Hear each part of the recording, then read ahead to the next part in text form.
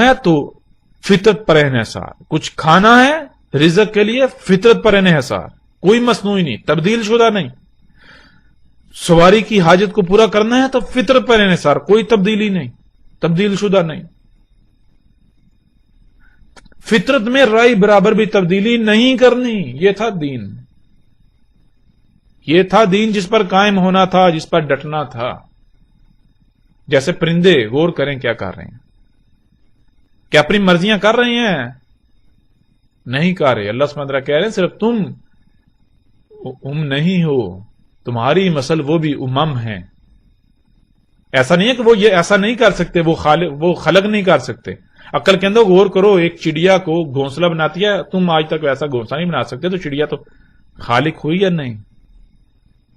خلق کاری یعنی صلاحیت ہے خلق کرنے کا یا نہیں؟ شہد کی مکھی کو دیکھو، شہد خلق کر رہی ہے، لیکن کیسے خلق کری؟ وہ خلق کرنا اللہ کا خلق کرنا، جو اللہ نے حد لگا دی، جیسے اللہ نے کہہ دیا خلق کرنا ہے ویسے خلق کری، وہ اس میں تبدیلی نہیں کر رہی۔ اور تم آج انسان بہت ترقی یافتہ ہونے کے دعوے دار ہونے کے باوجود تم شاید خلق نہیں کر سکتے، تو احسن خالق کون ہے؟ ذرا غور تو کرو، تم یا وہ شہد کی مکھی؟ احسن خالق تو وہ ہوئی جب وہ شہد خلق کر سکتی ہے جو تم خلق نہیں کر سکتے۔ تو ظاہر بات ہے تھوڑا اس کی ذہانت، اس کی انٹیلیجنسی کا حساب لگاؤ، اس کی ذہانت کتنی ہے اس میں۔ تم یہ کرتوت کر رہے ہو، کیا باقی مخلوقات نہیں کر سکتی ہیں؟ لیکن نہیں، وہ اللہ کی غلام ہے، عبد ہے اللہ کی، وہ تمہاری طرح مشرک نہیں ہے، وہ اپنی حدود سے تجاوز نہیں کرتے۔ اللہ خلق کرتا ہے، اللہ خلق کیسے کرتا ہے؟ اللہ خالق ہے، کیسے خالق؟ تھوڑا غور کریں۔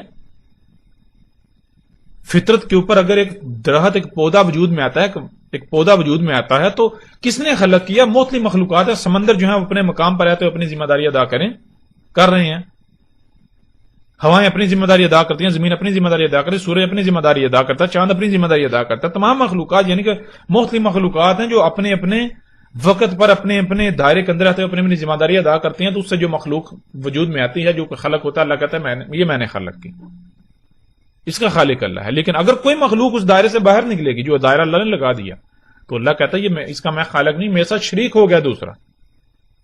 جب تک یہ مخلوقات اپنے دائرے کے اندر رہیں گی تو وہ کام اللہ کا کام، اگر کوئی مخلوق اپنے دائرے سے حد سے تجاوز کرے گی تو وہ کام اللہ کا نہیں، اس کے ساتھ شرک، دوسرے نے یعنی کہ دوسرے نے اپنا الگ سے وجود ہونے کا دعویٰ کر دیا، میری بھی کوئی مرضی ہے، میری بھی مانی جائے گی۔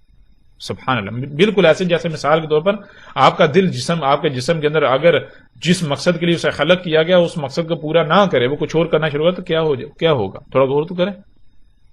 اگر وہ کام کرنا چھوڑ دے تو کیا آپ اس کو جسم میں رہنے دیں گے؟ ظاہر بات ہے آپ کو موت ہو جائے گی آپ کی۔ اگر بچنا ہے موت سے تو پھر اس کو نکال پھینکیں گے، کیوں؟ اب وہ آپ کے جسم کا حصہ نہیں رہا، الگ کرنا پڑے گا اسے، بالکل اسی طرح۔ تو غور تو کریں ذرا۔ لا تبدیل لخلق اللہ، اللہ کی خلق کے لیے تبدیلی ہے ہی نہیں، یہ تھا دین۔ اللہ سبحانہ وتعالی دین کیا تھا؟ فطرت پر قائم ہونا، فطرت میں چھیڑ چھاڑ نہیں کرنی، پنگے نہیں لینے تھے۔ دنیا میں بھیجے گا تھا، کرنا کیا تھا؟ موجیں کرنی تھی، کھانا پینا عیاشی کرنی، تو کرنا کیا تھا؟